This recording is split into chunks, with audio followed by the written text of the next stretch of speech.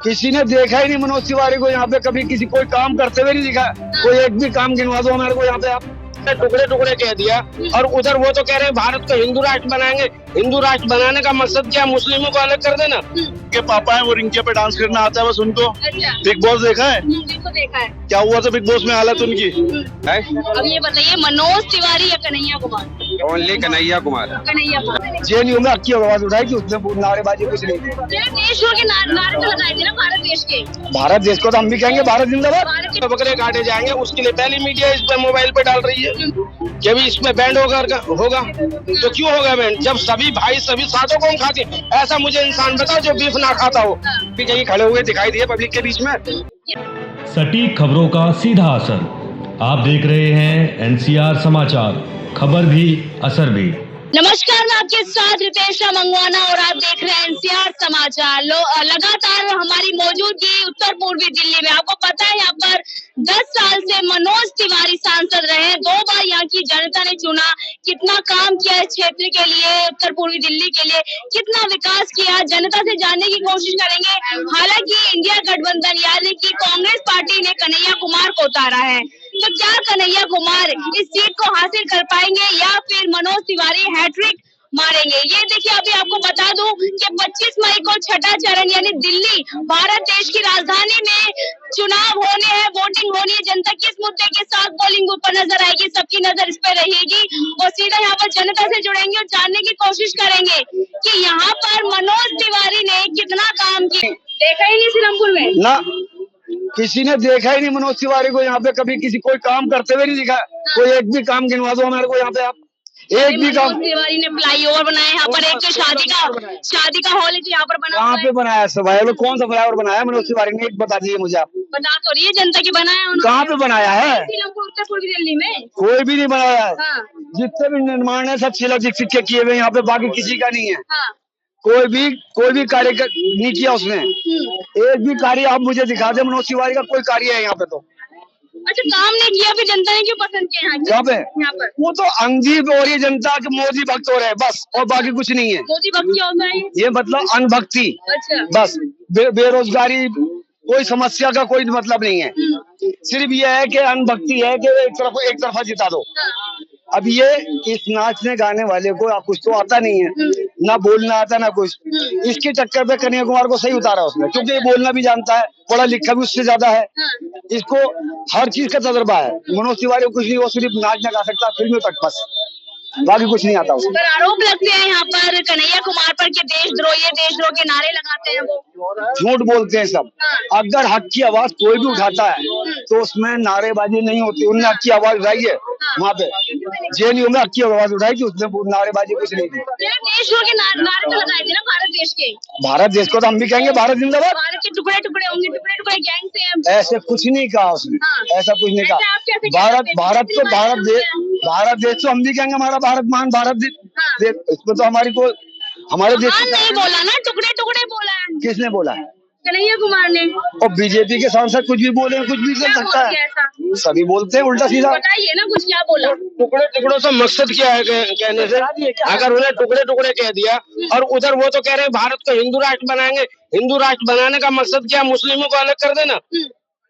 मुस्लिमों को अलग कर देना, या उनको के भी अब अगर हम कहेंगे तो हम ही पकड़े जाएंगे, या हमारी आवाज पे आवाज को उसको करेंगे कि इन्होंने गलत किया है।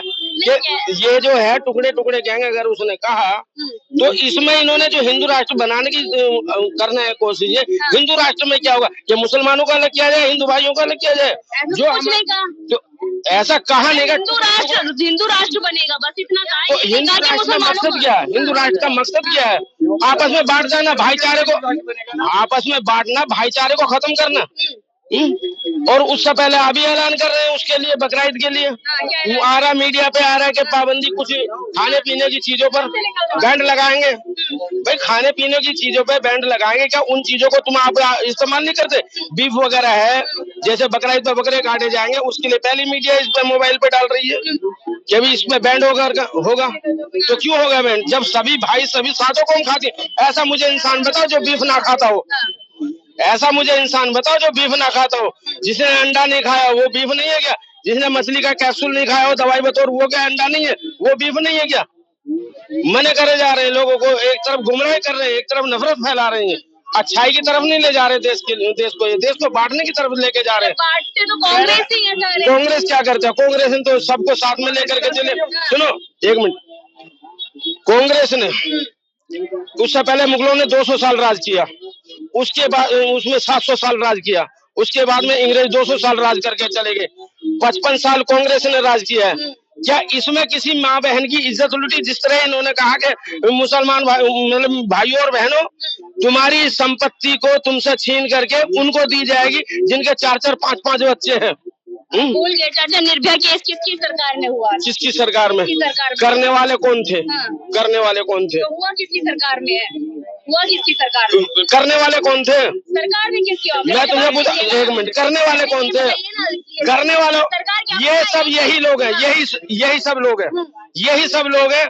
करते कुछ है, दिखाते कुछ हो रहे हैं। अपने आप को छुपाने के लिए फिर आगे पकड़ दकड़ किसकी करते हैं? किसकी करते हैं? टोपी वाले की, कुर्ते वाले की। मोदी जी कहते कुर्ते वाले को पकड़ो, पहचान करो कपड़ों से पहचान करे। करने वाले कौन है? ब्रजभूषण है, उस पे क्या आज तक इन्होंने कोई बैन लगाया पाबंदी?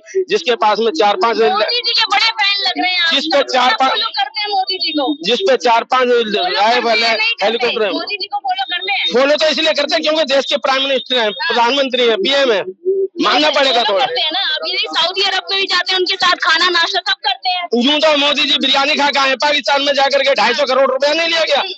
पाकिस्तान से लेकर के आए, 250 करोड़ रुपया लेके आए हैं। क्या नफरत के मुसलमान इतना कुछ यहाँ नफरत दिखा, मैं तो कह रहा हूँ यहाँ नफरत दिखा रहे हैं। बाहर से विदेश से जो है 250 करोड़ रुपया लेकर के आ रहे हैं, मंगा रहे हैं। उसकी जिम्मेवारी किसकी है ये बताओ? चलो ये बताओ कि अब उत्तर पूर्वी दिल्ली सीट 25 मई, बहुत कम दिन बचे हैं, वोटिंग किस मुद्दे पर होगी? वोटिंग तो काम के ऊपर चलेगी। हाँ। जो अच्छा कार्य करेगा उसके लिए चलेगी। वैसे कन्हैया कुमार का ज्यादा यहाँ पर दूर है, हाँ। कन्हैया कुमार आएंगे। अच्छा, कन्हैया कुमार ने अभी आज में ही एक चैलेंज दिया है मनोज तिवारी को, क्या अगर मनोज तिवारी में विकास किया उत्तर पूर्वी दिल्ली का तो मेरे सामने आए और डिबेट करे मुद्दों पर। हाँ तो इसीलिए नहीं काम नहीं किया ना, इसलिए तो डिबेट किया उन्होंने, इसलिए बुलाया गया।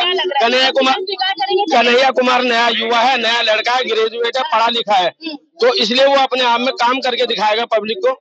ये मत भूलिए चाचा, दोनों बिहारी हैं। कोई बात नहीं, आप तुम भी और मैं भी एक इंसान है ना। आप बेटी के समान हो, मैं तुम्हारे चाचा के समान हूँ। क्या बात हो गई? ये मैंने नहीं पूछा ना तुम कौन सी जाति से हो, आपने सवाल पूछा, मैं सवाल जवाब दे रहा हूँ। कैसे विश्वास करेंगे, क्योंकि एक बिहारी ने काम नहीं किया, दूसरा बिहारी आ रहा है इस सीट को। वो ग्रेजुएट है, वो ग्रेजुएट पढ़ा लिखा बंदा है। वो रिंकिया के पापा है, वो रिंकिया पे डांस करना आता है बस उनको। बिग बॉस देखा है? बिल्कुल देखा है। क्या हुआ था बिग बॉस में हालत उनकी? बिग बॉस में पतली हो गई थी हालत, और वो पढ़ा लिखा ग्रेजुएट बंदा है, तो वो पढ़े लिखे तो मनोज तिवारी भी है ना। इतने नहीं पढ़े लिखे ना, वो रिंकिया के पापा वाले डांस के वजह से। गरीबी उन्होंने भी देखी, अभी आपने देखा नहीं इंटरव्यू में कहा उन्होंने 24 साल इंतजार किया साइकिल के लिए, रो पड़े थे वो।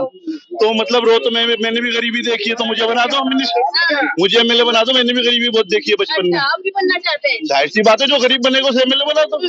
काम के ऊपर बनाओगे, काबिलियत के ऊपर बनाओगे। आप काबिलियत के ऊपर ही तो मेरी रिपोर्टिंग कर रही है। ये गरीब बच्चा बेटे पे रिपोर्टिंग करियो, नहीं करेगा। कर पाएंगे रिपोर्टिंग? बस सीधी सी बात है सर जी, मैम काबिलियत के ऊपर बात। कन्हैया कुमार पे किस तरीके से विश्वास करेंगे? तमाम आरोप लगे हैं और इस सीट पर कांग्रेस ने, मेरा सवाल सुन लीजिए, इस सीट पर पहली बार उतारे हैं और इस सीट की समस्या कभी भी हल नहीं हुई है, तो कन्हैया कुमार पर विश्वास कैसे करेंगे कि वो आपकी समस्याओं को हल करेंगे? जिस तरीके से हमने मनोज तिवारी पे करा था, मनोज तिवारी काम तो नहीं किया, नहीं करा ना, तो अब एक चांस इनको भी तो देंगे, एक चांस इनको भी तो देंगे ना कन्हैया कुमार को। कन्हैया कुमार जो है काबिल इंसान है, और उनपे जो आरोप लगे वो कोई साबित नहीं हुआ उनपे आरोप। अगर आरोप साबित है तो आप जेल में डाल दो उन्हें। कह रहे हैं एक तरफ देशभक्त और एक तरफ टुकड़े टुकड़े गैंग वाला। टुकड़े टुकड़े गैंग साबित हो गया? आप बताइए मुझे, साबित हुआ? आरोप तो लग रहे हैं ना। आरोप तो मोदी जी पे भी बहुत लगे हैं, लगे हैं, बहुत सारे लगे हैं, आप जानती है, सभी पे लगे हैं। अब देखो हमारे बीजेपी समर्थक है, अरे सर भाई भाई साहब आप तो बहुत बढ़िया डिबेट। बीजेपी समर्थक, अब ये तो आप बताइए क्यों? हाँ, अपने आप को बचाव के लिए। आने वाले टाइम में बीजेपी भी ऐसी भी भागेगी जैसे ये भक्त भागे। आने वाले टाइम में भक्त ऐसे क्यों बोलते हो आप? ऐसे सुनने को राजी नहीं है ना, अपनी गलतियां सुनने को राजी नहीं करते, गलत को सही मानते हुए मोदी को फॉलो करते हैं। हाँ। जिस तरह कह दिया है ताली बजाओ और थाली बजाओ, हाँ। आए तो ये इसलिए भक्त कहलाया जा रहा कोरोना तो भाग गया, बधाई है। कहाँ भागा? कोरोना भागा कहाँ है? कोरोना तो जिन लोगों ने डोनेट किया है खून, उनके खून देने, जिनको कहते हैं 4-4, 5-5 बच्चे होते हैं, उनको खून देने से, डोनेट होने से कोरोना भागा है। अगर थाली पीटने से बीमारी जाती तो हॉस्पिटल बंद हो जाते आज के टाइम में। तो अगर मोदी जी ने कह दिया कि थाली पीटो, चिराग जलाओ, तो इन चीजों से बीमारी जा रही है। अब ये बताइए, मनोज तिवारी या कन्हैया कुमार? ओनली कन्हैया कुमार। कन्हैया कुमार। हाँ जी। क्यों विश्वास है उनको? विश्वास है। हाँ। जब 10 सालों से निगम पार्षद ने हमारे लिए कुछ नहीं किया, हो सकता है नया चेहरा हमारे लिए कुछ कर दे। अब ये फ्लाईओवर जो जमुना पार में जितने भी है, ये किसने बनवाए? बीजेपी क्रेडिट ले रही है। बनवाए केजरीवाल ने, और प्रोजेक्ट था उनका शीला दीक्षित का, तो क्रेडिट कौन लेके जा रहा है? बीजेपी। पर अब तो मनोज तिवारी लगातार जनसभाएं कर रहे हैं, आपके बीच आ रहे हैं। अभी बिल्कुल हाल फिलहाल में, उससे पहले तो कभी झांक के नहीं देखा क्या हो रहा है क्षेत्र में। बताइए आप, कभी मनोज जी कभी कहीं खड़े हुए दिखाई दिए पब्लिक के बीच में? ये तो आप बता सकते हैं ना। हाँ, तो मैं वही तो कह रहा हूँ। अगर मनोज जी भी अगर ये सुन रहे हो इंटरव्यू, कल पहले भी तस्वीर यही थी यहाँ की, उत्तर पूर्वी दिल्ली जी यही थी, बिल्कुल यही है, कुछ भी बदलाव नहीं है, बिल्कुल भी नहीं। हो सकता है नया चेहरा हमारे लिए बदलाव लाए, बिल्कुल। चलिए, बहुत बहुत शुक्रिया बातचीत करने के लिए। लगातार आपको बता दूं कि सिर्फ 2-3 दिन बचे हैं, 25 मई को दिल्ली में वोटिंग होनी है और मनोज तिवारी वर्सेस कन्हैया कुमार की टक्कर तगड़ी है। कौन जीतेगा कौन नहीं जीतेगा ये जनता तय करेगी। मैं आपके साथ रितेश मंगवाना और आप देख रहे थे NCR समाचार।